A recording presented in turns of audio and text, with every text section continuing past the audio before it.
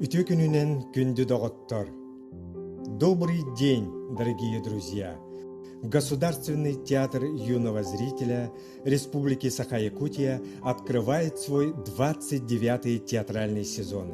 В театре никогда не было такого длительного расставания со зрителями.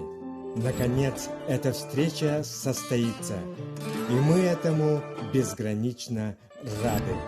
Но при этом мы соблюдаем все санитарно-эпидемиологические требования Роспотребнадзора, чтобы уберечь вас, наши дорогие зрители. 24 сентября в 18:00 в Центре культуры и современного искусства имени Юрия Гагарина мы открываем 29-й театральный сезон со спектаклем «Зоя» Маргариты Алигер в постановке режиссера Валентины Якимец.